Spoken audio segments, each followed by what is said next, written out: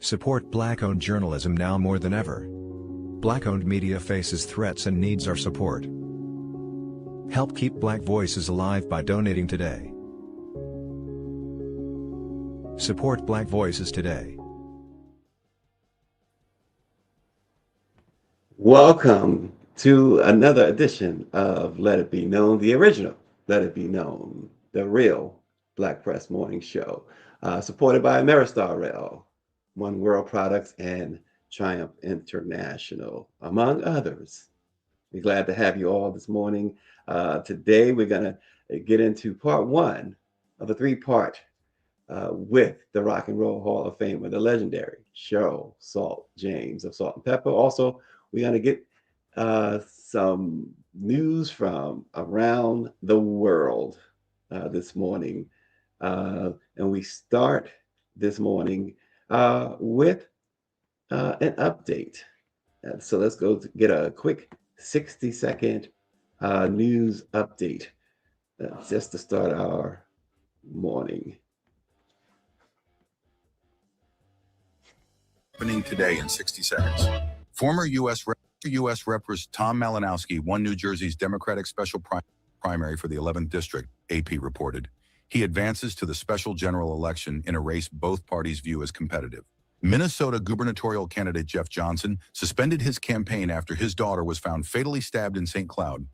Authorities said the homicide investigation is active and charges are expected. Politico reports the Minneapolis ICE shooting is now driving a split inside federal messaging, after officials initially labeled the victims as terrorists. New records and witness accounts are prompting broader scrutiny of how the operation was described. Democratic governors held a separate strategy dinner after being excluded from a White House governor's event. Participants said they discussed coordinated legal and policy responses on immigration, elections, and federal funding.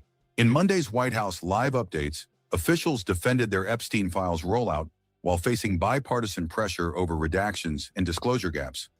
Lawmakers signaled more hearings as questions grow about what remains withheld. A federal judge in Minneapolis denied Don Lemon's request to dismiss charges tied to a church protest case, according to court reporting. The case now moves toward trial as Lemon continues to deny wrongdoing. A CNN fact check said Trump's threat to block the Detroit-Canada bridge opening conflicts with the legal and operational structure governing the project. Officials involved in the crossing say the opening process is still moving forward. Newly surfaced affidavits in Georgia's 2020 election probe show investigators sought broad access to Fulton County materials, according to NPR. State officials are contesting parts of the federal seizure in court. Here's what's happening today in 60 seconds. Former U.S. Representative Tom Malinowski. That's what's happening so far as we kick this off this morning. The Tax Foundation, it's got some issues with Trump's big, beautiful bill. They're finding lots and lots of issues on economic growth. They said it delivers very modest economic growth while driving massive new deficits. And certainly nowhere is the attention felt more than in the nation's capital, where they are struggling with a gross domestic product that's at just it raises it by 7.7% by adding $4 trillion to the federal deficit. That's going to happen over the next decade. So you'll be feeling it even long after the president has left office, according to the Tax Foundation. For DC, leaders estimate that if Congress forces the city to comply with the federal tax law, it could lose more than $600 million over 5 years. The DC City Council had already voted to decouple from several provisions to protect local revenue and expand the city's child tax credit and earned income tax credit. Now it's Congress who is moving to override that decision. Budget folks are warning that it could disrupt the tax filing, delay refunds, and create hundreds of millions of dollars in cash flow problems for DC. As one tax policy group put it, it would upend the city's budget and its ability to manage itself. So lots of not so positive stuff regarding the one big beautiful bill in Washington D.C. Um, they're continuing to fight. The city council is in a little bit of a upheaval with you got some running for president, some running for mayor, and others fighting over other parts of the budget. But the big thing is the one big beautiful bill. Well, let's move into some more positive stuff. We want to hear some positive stuff, right? Well, let me show you some positive stuff. There you go. That's Layla Edwards. And she made history at the 2026 Winter Olympics as the first Black woman to compete for Team USA in the Olympic ice hockey. She's 22 years old, and she scored her first Olympic point and helped the U.S. open the tournament with a 5-1 win over Czechia. She's from Cleveland Heights, Ohio, and she wasted no time making her presence felt. She picked up her first point on the opening goal scored by alternate captain Alex Carpenter. It was a strong start for Layla's Olympic journey. Her milestone places her among a small group of Black athletes who have represented their countries in Olympic hockey, while players like Blake Bolden and even Layla's older sister, Shayla, took part in the USA Hockey Development Programs. None were previously selected to compete on the senior women's Olympic team. She says she takes a lot of pride in it, and she's just going to embrace it because representation matters. No matter how uncomfortable it can be, it's for the next generation. So far at the 2026 games, Layla is one of only a few Black women competing. So, and she is competing at a very high level. Her first point, it's really something to celebrate. So, good job, great job, great job. Can't underestimate what a great job that Layla Edwards is doing. We got something interesting when you're talking about the dating game. uh, the journey for men and women today looks a lot different right now than it did, even a few years ago. You look at Friday nights and Saturday nights, and they are definitely being defined or redefined, I should say. And so is self care. More women are choosing softness over spectacle. They're trading crowded rooms and uh, packed calendars because they always have their little doodads. um, they are trading it for sweatpants, shared food, and real conversation with friends who know them. Staying in is no longer about. It's no longer about them. They say staying in is no longer about missing out. I should say it's more about them than missing out. It's about feeling grounded, supported, and fully yourself. They say this is a new study, new research that was done, and showing that men are paying closer attention.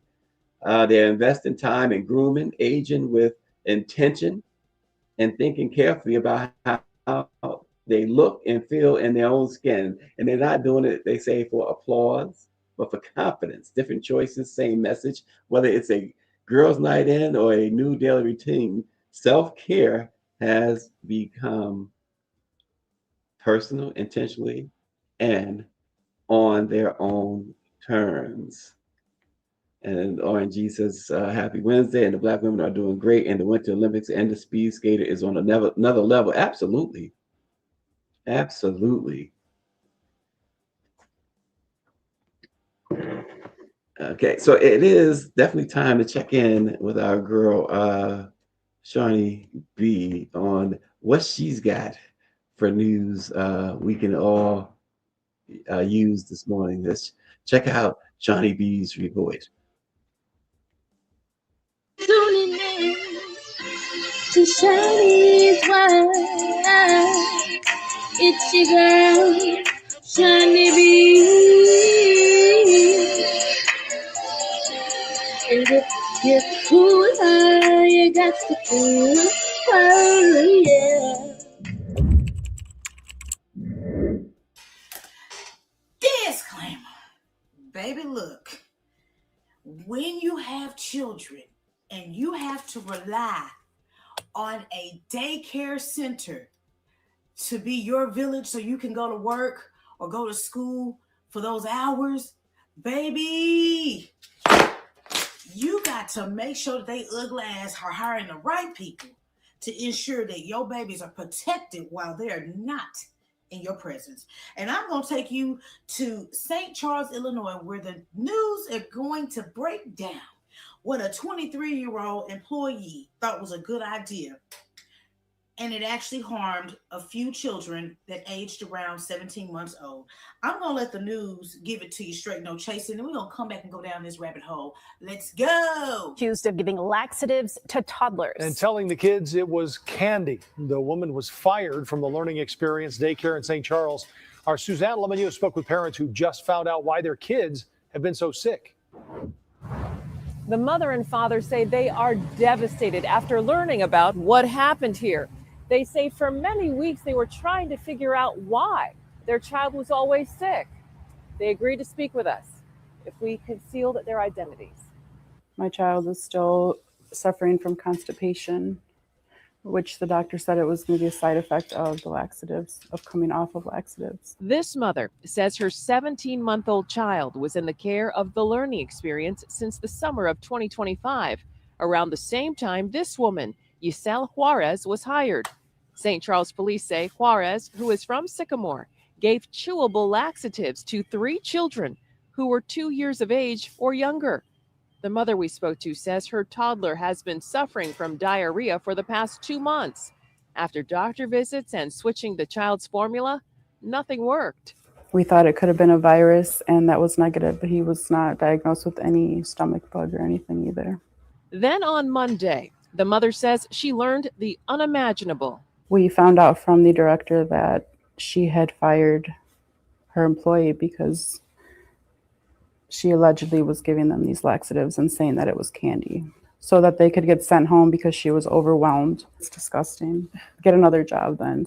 The child's father says the Learning Experience policy is a sick child must be sent home and remain home for 24 hours. On Tuesday, the couple was among other parents with children attending the Learning Experience here on the 2400 block of West Main Street that contacted St. Charles Police. Police say their investigation confirmed what the parents were alleging. Juarez, who is 23 years old and studied early childhood education at NIU, turned herself in to police. The Kane County State's Attorney's Office approved 3 misdemeanor counts of attempted aggravated battery, bodily harm of a victim under the age of 13, and 3 misdemeanor counts of endangering the life or health of a child. I have no words. It's just thinking that your kid is gonna be safe in the daycare, and you come and find surprises like this. It's sad. It's devastating, you know. Juarez was given an upcoming court date and released from custody. St. Charles police say they want to hear from anyone who may have information about the incident. In St. Charles, Suzanne Lemonnier, CBS. Wowzers. That made my hair on the back of my neck stand up and say, what? It's not okay. Now, the sad part about it is these parents have to deal with the aftermath of their babies, as you heard one parent say, are extremely constipated or they still got diarrhea. Cha-cha-cha. Now, let's start back at the top. Now, the Learning Experience basically helped the parents figure out what's truly wrong with their kids. Now, I don't know if they have inside surveillance inside the daycare, but they were the group of people that acknowledged that they took the next steps, the measures to properly get that worker out their building that was bringing harm to their children. So if they would have never discovered that, these kids will still be doodle brown. And it's sad because I don't want a baby that young to have that type of stomach pain. I don't know if y'all taken a laxative ever in life, but your stomach be balled up like school paper. Oh, you be like, baby.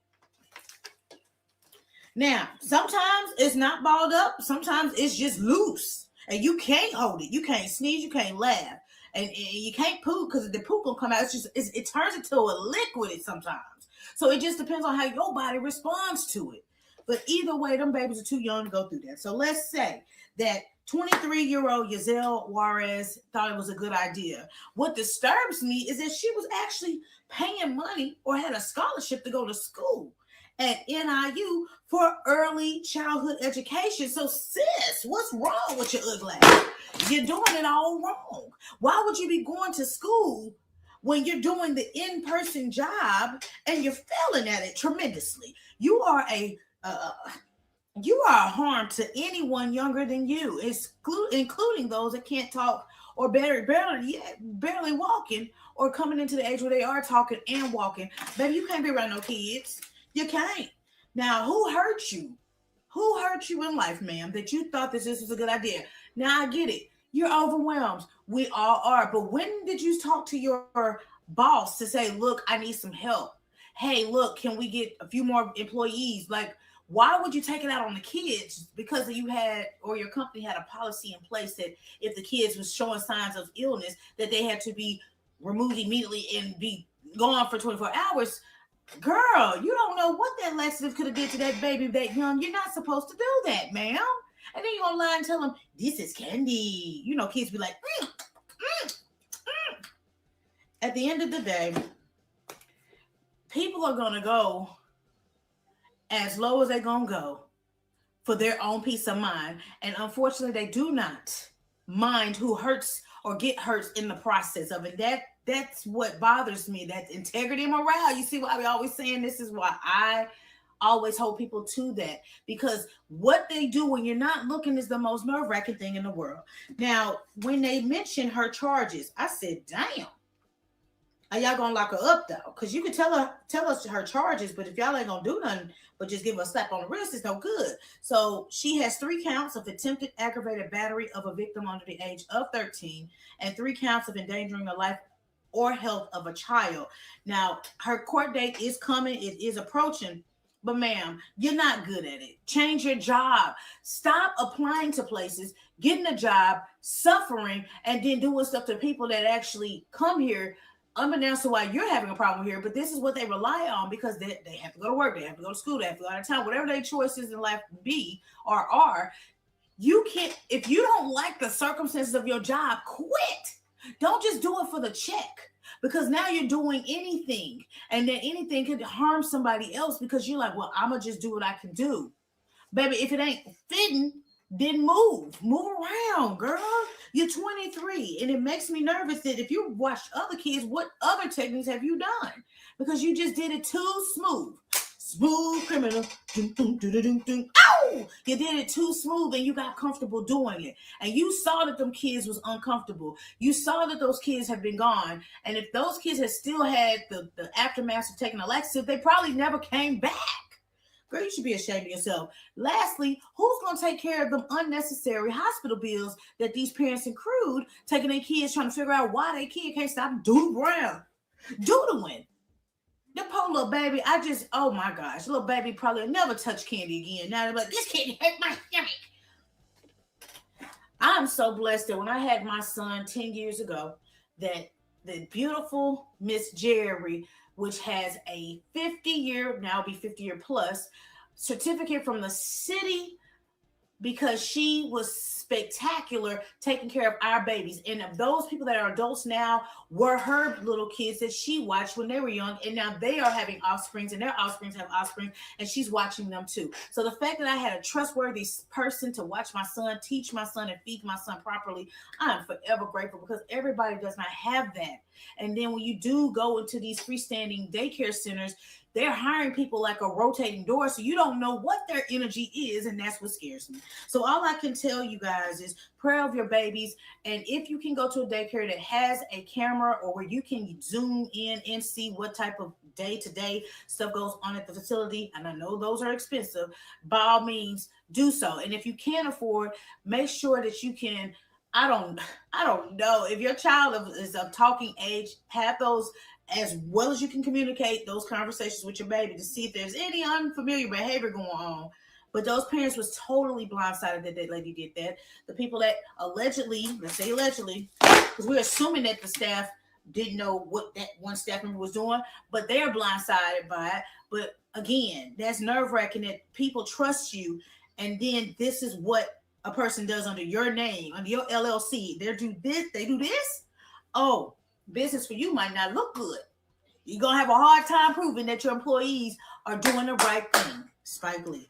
But I am so happy that the cat came out the hat on this, because it had that not came out, these babies still will be eating chewable laxatives, hurting and doodling, or hurting and constipated. And I don't like it. I don't like it. With glass. Now I'm just the messenger. It's your girl Shiny B. If you're cool with your girl, gone fool with your girl. Make sure you check out my website. That's www.shinybeentertainment.com. Check out the fan gear option drop donations, but never any pressure to do either of the two, because I see the likes, the shares, the comments means the world to me. So I just want to tell you thank you from my lips to your ears for rocking with me, because y'all could be anywhere in the world, but y'all come keep me company. And I love that, and I love y'all. Now let's hop in the comments. Again, this isn't the first time we've heard a daycare horror story. It's not going to be the last time. But this is one of those ones that had no one said anything, it would have gotten worse. And that baby will be suffering beyond suffering. So I'm here to say, if you have a trustworthy site, like a place you would go to drop your babies off, keep that rapport. If you have a village, which will be your family or your neighbor or somebody, please keep that rapport, because it's so hard to find a trustworthy babysitter or a trustworthy babysitting site. And baby, these babies can't fend for themselves. So if an adult tell them something, guess what they're going to do? Trust them. But we're glad. So I get it. You're hoping that no one would do this, but we have to be mindful that people are overwhelmed. People are, just emotionally not thinking, lacking emotional intelligence, and they're doing whatever they have to do to make them feel better. And that's the selfishness that I don't like. But either way, prayers for those babies and prayers for the families that suffered from that, because I know that's a hard pill to swallow. I pray that those babies can get back to doing the things that they like without the interruptions of having loose bowels. But until next time, y'all, next story, and I'm out this big. It's always cool connected with her, and just wanted to share her stuff, because she does an amazing job over there. And so that's where it's at. The one and only, your girl Shawnee. All right, so next up, folks. Next up is,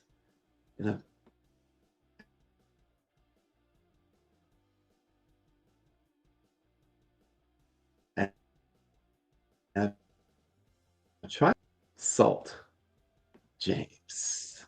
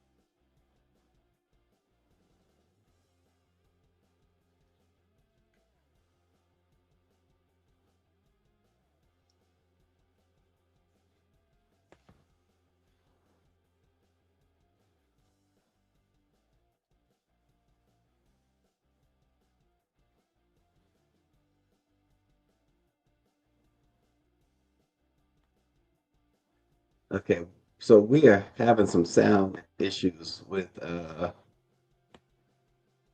So we are having some sound.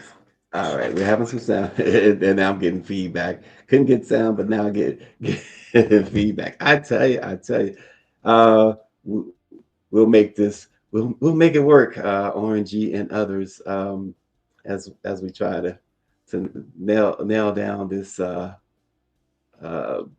situation. And I tell you what, while we fix that, let's get a tech report. Um, we don't do a lot of tech, so let's get a tech report going.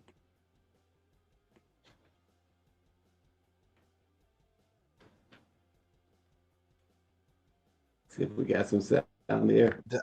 An army of young people in terms of technology. What is it that you do in trying to empower young people across Rwanda?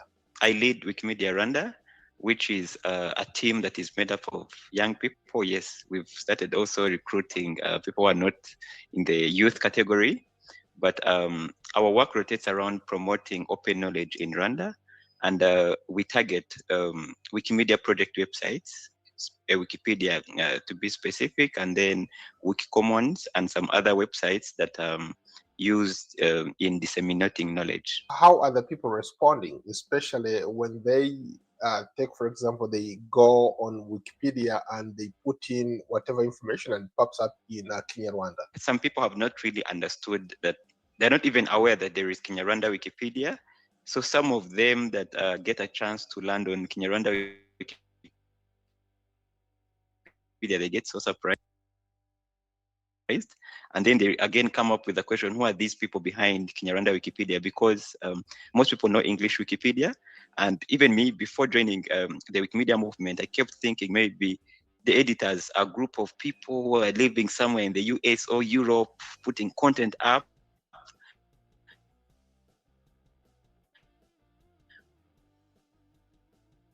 Yes, if I'm really interested and I'm ready to adhere to the Wikipedia editing rules, I can be one of the editors. So I would say it's really inspiring and promising, because people have started learning, oh, so we have Kinyarwanda Wikipedia. Let's talk about the tech space in Rwanda.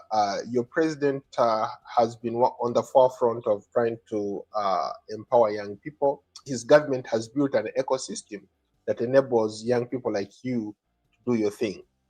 Tell us more. Well, I think that's very true. The government has been trying to put technology advancement at the core of all the initiatives that are coming up, and putting the youth at the forefront. And we've benefited from that, where we are seeing, one, the internet price has really gone down. That it is, I wouldn't say it is free, but again, it is, we can easily access on a very moderate price that makes it easy for young people. And then we are seeing some initiatives coming. We are trying to do away with using cash in our transport system. That was brought up by, the idea was brought up by a young person. And we are seeing young people coming up with applications that are helping people to pay using I wouldn't want to say virtual money, but without using the real cash. So so far that's what's happening, and I'm really glad to see young people benefiting or utilizing this chance that we are getting. How big is the tech community in Rwanda? The majority of young people are really either directly engaged or indirectly engaged when it comes to technology. What's trending when it comes to some of these technologies that are shaping the way things are done in the country? I would say software development is really trending, because we are seeing so many applications and softwares coming up that and I think the ideas are gotten from the existing popular ones. So where young people are now saying, yes, we have different applications and softwares helping the world to be better than it was so many years ago. Then how do we do it? We're having applications like Vuba Vuba here in Rwanda that people are using to order food, some others that are used to do transactions. So I would say software development is really at the core. Where do you see the future of young people like you who are into this space? The future is really bright because people are going beyond saying I have a smartphone, but what do I use this smartphone to do to create impact on a personal basis, but also on a community basis? So I think the future is bright. And then what keeps us moving? I think, first of all, the history of our country, the situation in countries around us, and then the entire global, I would say, development. You're seeing countries developing because they have put technology at the center of what they are doing. Thank you so much for your time. Thank you so much. All right, a little tech talk here on, now we will get back to this Salt James on Let It Be Known.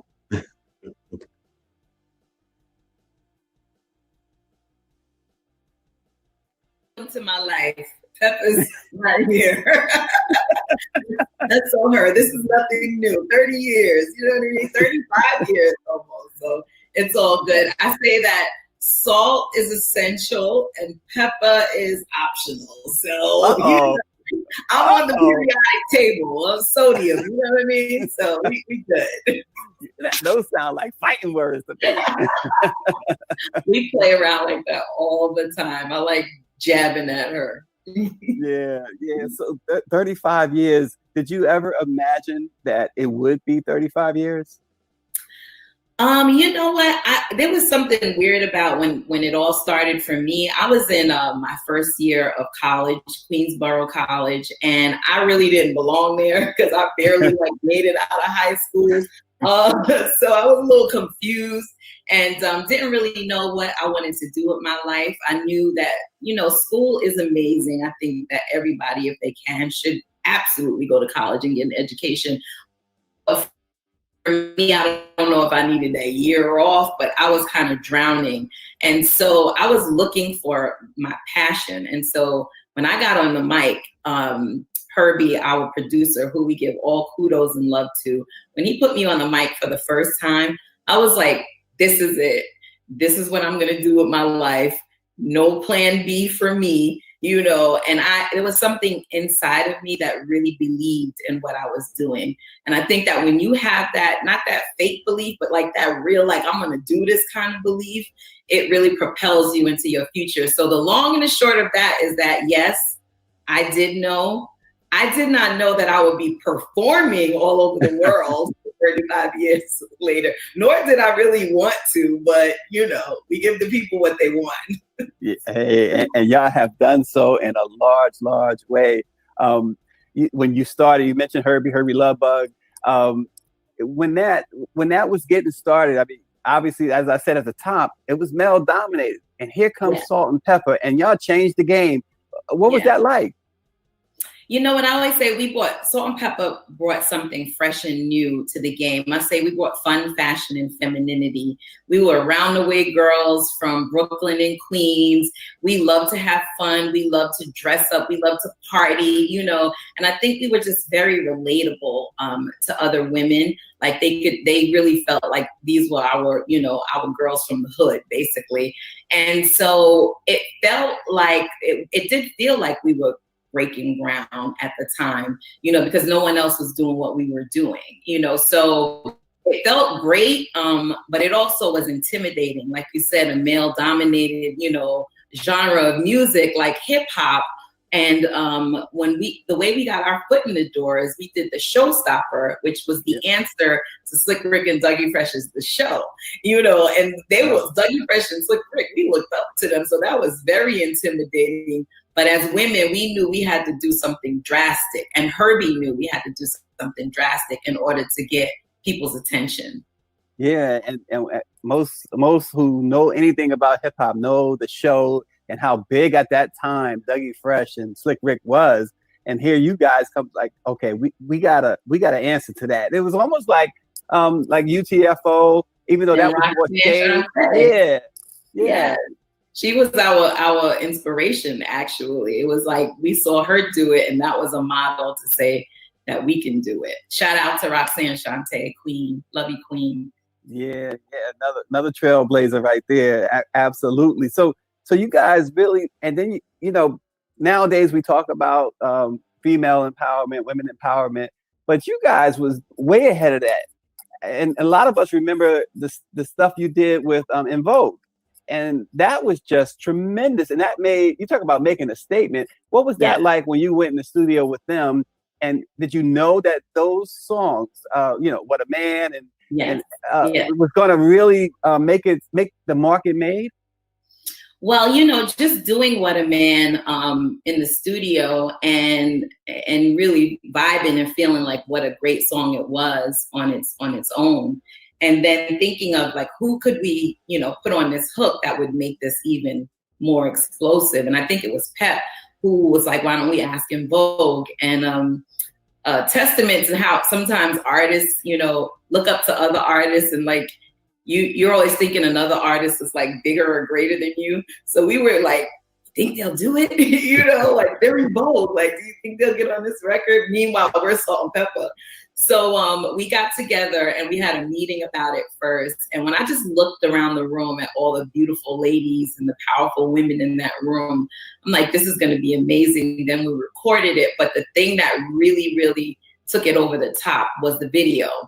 Matthew Ralston did the video. It was Salt and Pepper's first, I think, real like glossy kind of video, because we had done Tramp and Independent and the Push It video, and they were more kind of grassroots, like mom and pop looking grimy videos. But this was like the glitz and the glam and the gloss and all the beautiful ladies all together at once. Tupac was in the video. He was my leading man. Tretch was Pepper's leading man. Yep. So when we were doing that video, we were like, okay, this is going to be one of those songs that's going to just last forever. And people still use it in commercials and so many different things. They licensed that song. So yeah, that was a huge tipping point for Salt and Pepper. So I was driving across country, right? Mm-hmm. From Los Angeles back to New York. And I'm getting a little tired. I think I'm in Oklahoma at this point. And all of a sudden on the radio, Shoot comes on. And I'm like, I get this second wind. It's something about that song. Was that intentional to just like be like the song, the anthem, some sort of anthem? Because it was like, wow. Yeah. Props to Pep, because she came up with that song with some other writers that we were working with at the time. And she called me and she was like, you gotta hear this, you gotta hear this song. And when we got in the studio and we put and I wrote my verse and then we put the song together, and once it was mixed and mastered, you could just tell that it was just different. Salt and Pepper had already done Push It and, other songs like that. And we could just tell, because it was like that kind of flipping the script on guys and objectifying men in a fun and cheeky kind of way. And I think it encapsulated the fun, fashion, and femininity that I said, Salt and Pepper, that around the way type of vibe.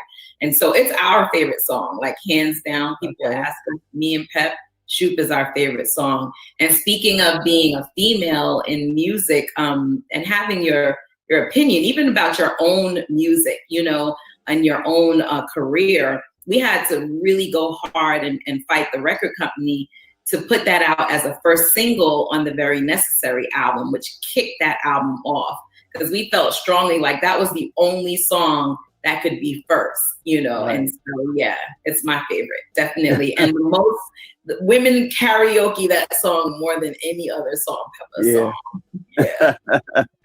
You mentioned Push It. Do you guys still have those leather jackets? You know what? The original ones got stolen from our dress. Yeah, at a show in London, in Brixton. But we remade them, of course. We also remade them for Vegas, and we blinged them out. So yeah, those iconic jackets, exactly. we still wear them on stage. Like when Push It comes on, we go backstage, throw on our jackets. It's like those jackets are more famous than we are. Yeah, I'm sure. They crowd goes wild, I'm sure, when Yeah. they just be in the jackets. It's like Michael Jackson's hat, right? Exactly. And Play from Kid and Play designed the jackets. And Dapper Dan, actually, we took the design to him and he constructed them. So there's a lot of like music history wrapped up in those jackets as well. Wow. Awesome. So all these years later, or several years later, many of the founders of hip hop have become footnotes to the legends of history. Few have had to stay in power of Salt and Pepper. What do you think was the difference between you and them? Between us and who? And others who didn't have that staying power that Salt and Pepper has. Back into it, you know, Herbie made timeless music. You know, he had a vision for Salt and Pepper that was that we trusted. You know, we trusted his genius. But I just think it's timeless music that is not trendy. You know, that can last the test of time, and also just the imprint, you know, that impression that we made as females on the music industry, and then having hit after hit after hit, you know, I say that'll. You know,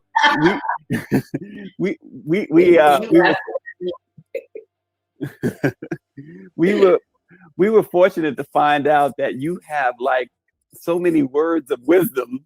And you dropped some knowledge on us before we went live, and including a saying that you said you got from Quincy Jones. I want you to share that with folks.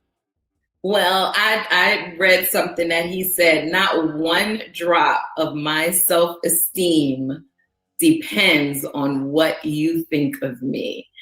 And I was saying, man, that's something I had to learn and relearn being a recovering people pleaser and, you know, always worrying about, you know, did I do the right thing? Do they like me? You know, the way I look, like just wanting to be accepted. But as you get to be a grown, excuse my French, ass woman, that becomes so true, because so much anguish and so much anxiety comes with depending on what other people think of you, you know. And so even in our career, I remember Russell Simmons, when everybody just first heard of Salt and Pepper, he didn't know I was next to him when someone asked him about us and what he thought of us, and he gave us a thumbs down. And I felt really dejected and like kind of crushed, but it also gave me an energy to prove him wrong. And years later, Russell tried to sign us to Def Jam. And he was like, nah, we good. So, I mean, that's like, to me, like, you know, when you think about it like that, it doesn't really matter what anyone says. Like when God puts a dream and a passion and a drive in your spirit to do something, you can't run around worrying about what other people think. So not one drop of my self-worth depends on what other people think of me. Well, at the same time, so Russell made those comments. He was notoriously tough on artists anyway, right? Yes. He expected perfection all the time. Yes. But that kind of motivated you. So in other words, that was sort of a good thing then. I think that was a very good thing. You know, I was an introverted kid. I was the least likely person to be Salt from Salt and Pepper. You know, I'm still much of an introvert. I'm enjoying the pandemic in the fact that I don't have to deal with people, you know what I mean? Like, I have to push myself out, which is crazy because I'm an artist. You would think I'm like just normally extroverted. But yeah, so that definitely helped. And people like in my family and people that knew me, it was like, Cheryl, like, what is she doing, you know? But it was the thing that I love to do more than anything in my life. And so that just made it, you know, something joyful. And not something I had to do, something I love to do. And I didn't do it to become famous, and I didn't do it to become rich. I did it because it made me feel alive. Yeah. And artists are always interesting people, because you mentioned enjoying the pandemic because you're an introvert. We had Carlos Santana on yesterday, and he talked about enjoying the pandemic because, you know, being inside doesn't bother him. And Anthony Hamilton told us the same thing. It's an interesting thing because you guys, you're used to being out there performing in front of all these people, and now you can't. So what is it about just being able to just chill for a couple of months that is okay with you? Wow, there's so many things. I mean, you know what? It's actually for me a transformational period in my life that is happening kind of involuntarily. There's a lot of things dropping away, a lot of weights dropping away that I had no idea because I was so engulfed in the chaos of traveling and being in demand, which is not a bad thing. It's a blessing.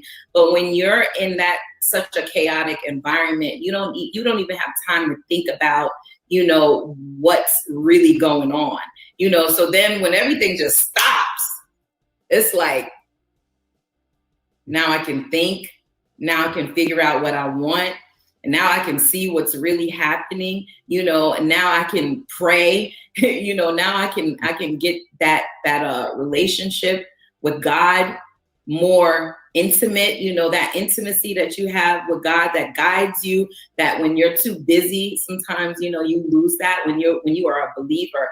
And so for me, so many things, I can start from something little like cleaning out my drawers to something huge like, people, because I'm a rider. I ride hard with folks, Mm-hmm. and it's just like people are just, without me even doing anything, are just falling away, and not in a bad way, it's like everything that goes, I bless it, but just in a way that's giving me more clarity about, what I really want, the direction for my life from here forward, because I ain't no spring chicken, I wouldn't say that. I wouldn't say that about you. Well, I'm not. I'm a fall chicken. Well, I also learned something else just now too.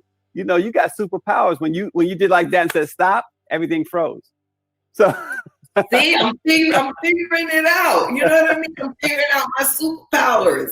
That's what this is for me. I'm even downsizing. Like I'm divorced and my kids are grown and I'm in this big old house, and I'm like, man, I don't need this house. I need me a nice little condo just for me, So things like that I get to really, really figure out. And it feels good. Yeah. So when you guys, I'm going to go back again because when you guys first hit, everybody was into salt and pepper. I mean, I was right there, right? I mean, you guys were our sex symbols. You guys were like the sexiest thing going. And, we all was like salt and pepper. It was like the dream girls right there. What was that like? Because I'm sure, you guys heard it all. Guys hitting on you, guys coming at you in all types of ways. What was that like? Letters from jail. Oh, yeah. You know what? It was. I don't think we considered ourselves sex symbols. You know what I mean? Like, I think we were just so organically like focused on like being the best artists that we can be and giving our fans the best visuals that we can, give them.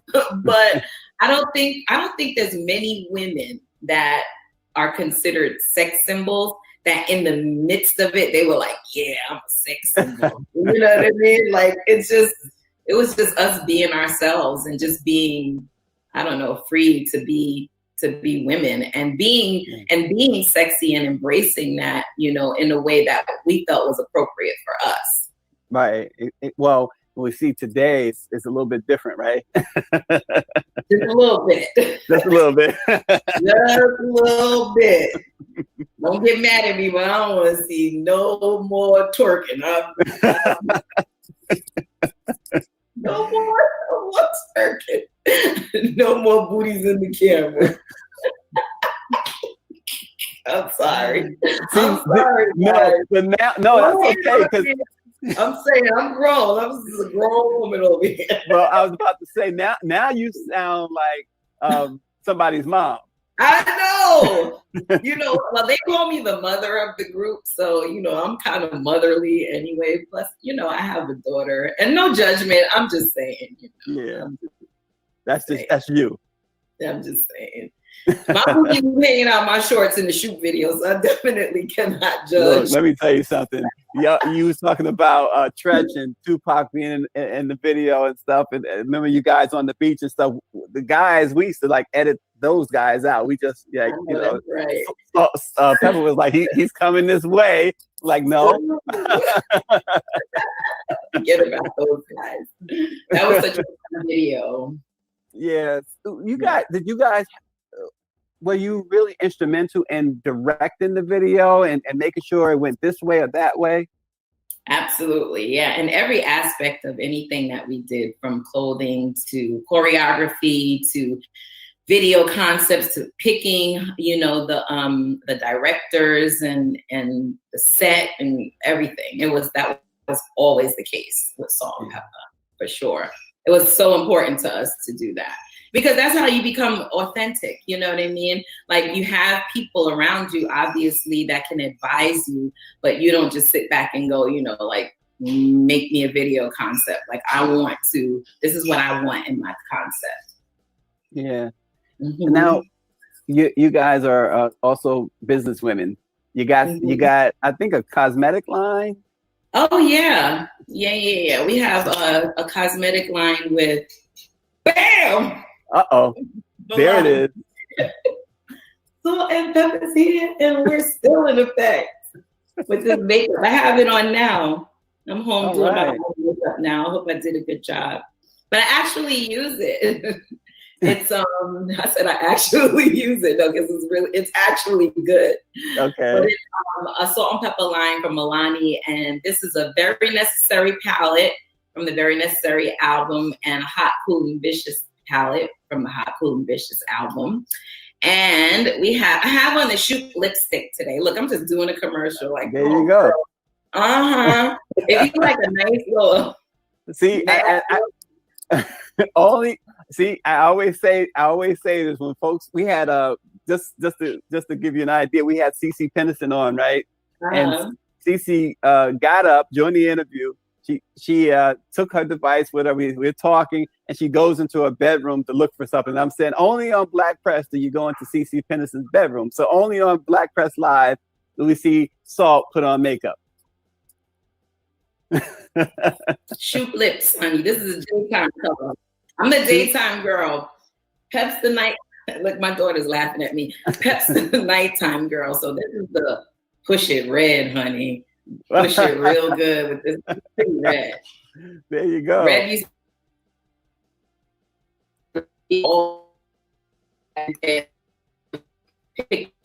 have one. Push It Red. We tried to get that red again. But you know what? We also, if you go to Milani.com, we got a discount going on. Okay. I feel like, oh, what you call it, though? No, go ahead. We want to hear about it. Anyway, a discount for 20% off the whole Salt and Pepper line. And the code word is PUSH IT. So go get yours for 20% off. Milani.com. Milani.com. There you go. And here's a website too to think about for tonight. This is our convention going on, our conference going on, 193rd year of the Black Press of America. It's www.virtualnnp2020.com. And beginning at 7:00 is our big awards night. Ice Cube is getting the Artist of the Century Award. Ziggy Marley is getting an Icon Award. The great Supremes, Mary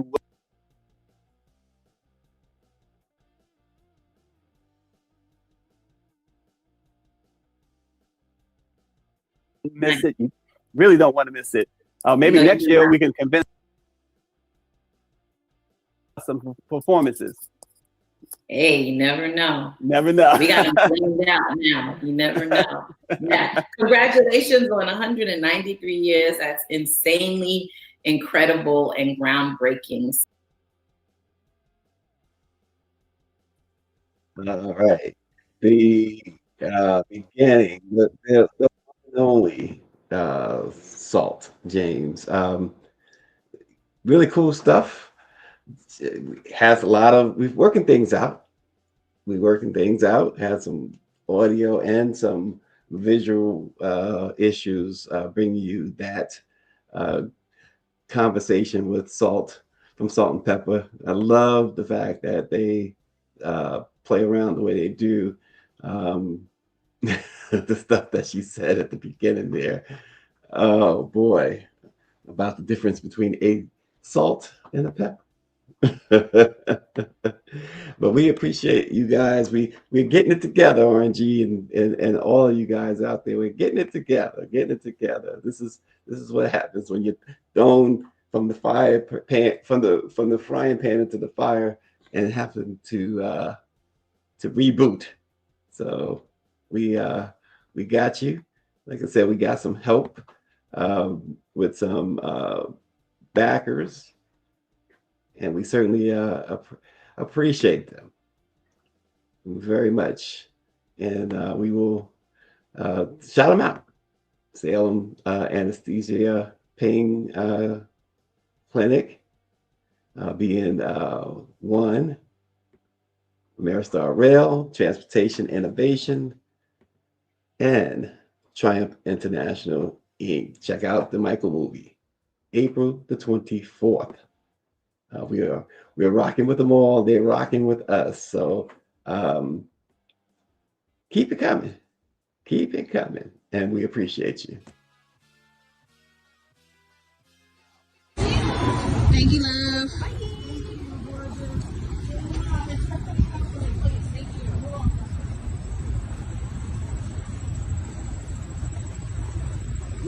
That is a wrap, y'all. That is a wrap.